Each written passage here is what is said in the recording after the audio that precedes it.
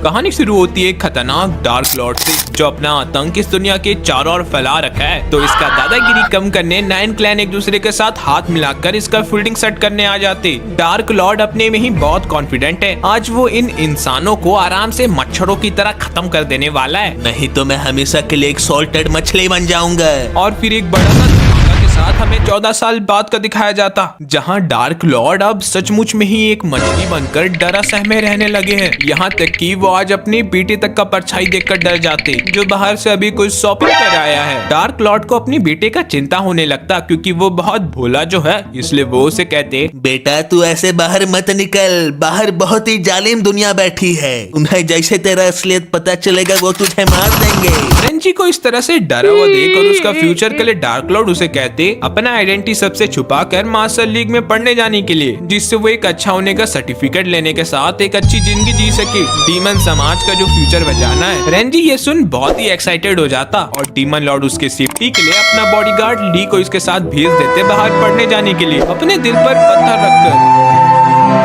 Justice league एक ऐसा जगह जहाँ पर सिखाया जाता है आप कैसे इविल क्लैंस के लोगों को हरा सकते हैं। लेकिन अभी यहाँ आइरनी ये हो रहा है, डार्क लॉर्ड का खुद का बेटा ये सब कुछ सीखने आया है। पर एकेडमी के एंट्रेंस में चेकिंग बहुत ही स्ट्रिक्ट है, जिससे कोई भी कल्ट का मेंबर यहाँ पर अपना एडमिशन न करवा ले। तभी गार्ड से कल्ट के मेंबर को बाहर फेंकते, क्योंकि उसके कपड़ों में कल्ट का साइन था। बेचारा अपना सफाई में कुछ ज्यादा बोल पाता, चीफ गार्ड उसे उठवाकर फेंकवा देते फांसी के लिए। रेंजी यहाँ से भाग जाने का सोच रहा था, तभी ली उसे कहता, अरे आप चिंता मत करिए, हमारे कपड़ों में ऐसा कोई भी मार्क नहीं है। तभी अनाउंसमेंट होता, डीमन लॉर्ड का लड़का दिखा गया है ह्यूमन वर्ल्ड में और उसने बिल्कुल इस तरह का कपड़ा पहना है।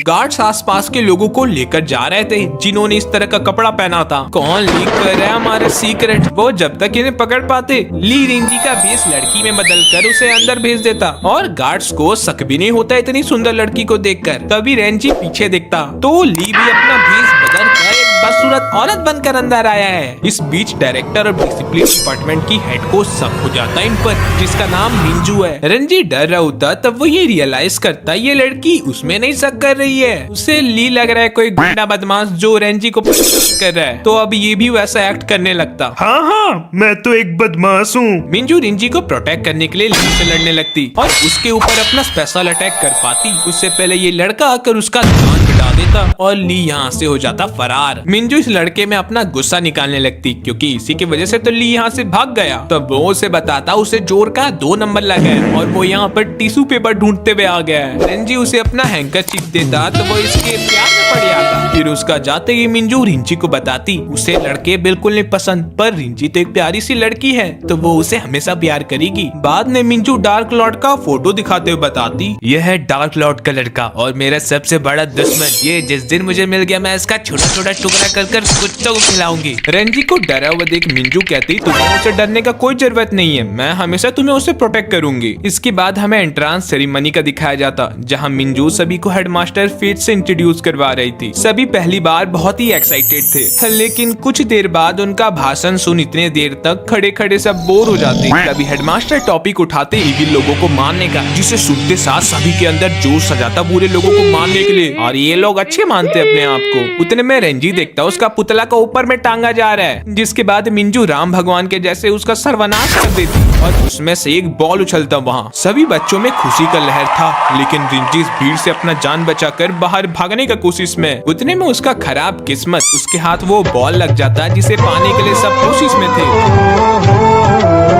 मिंजू रिंजी को स्टेज में बुलाकर कांग्रेचुलेशन बोलने के साथ कहती तुम बहुत ही लकी हो, तुम्हें ये बॉल पकड़ने की वजह से मिलता है हेडमास्टर की तरफ से ये मूर्ति, और ये कोई आम मूर्ति नहीं है, इसमें हेडमास्टर का 10 सालों का मेहनत किया गया कल्टीवेशन गिफ्ट मिला है तुम्हें। सारे बच्चों को रिंजी से जलन होता। उसी समय रिंजी को कहा जाता अपने आप को इंट्रोड्यूस करने के साथ अपना सेक्ट सभी को बताने। सभी बेसब्री से सुनना चाहते थे ये बिलोंग कौन सा सेक्ट से करती है। तभी रिंजी झूठ बोल देता वो कोई सेक्ट से बिलोंग नहीं करता है। हेडमास्टर का उस पर शक होता तो वो उसका कल्टीवेशन चेक करने के लिए रिंजी का हाथ मांगते, लेकिन रिंजी अपना आइडेंटिटी प्रोटेक्ट करने के लिए हेडमास्टर से दूर भागने लगता। हेडमास्टर उसे रोकने का कोशिश करते और वो नीचे गिर जाता। उसी वक्त रिंजी को बहुत हल्का महसूस हो रहा था, तब वो गौर करता उसका आगे का सामान नीचे गिर गया।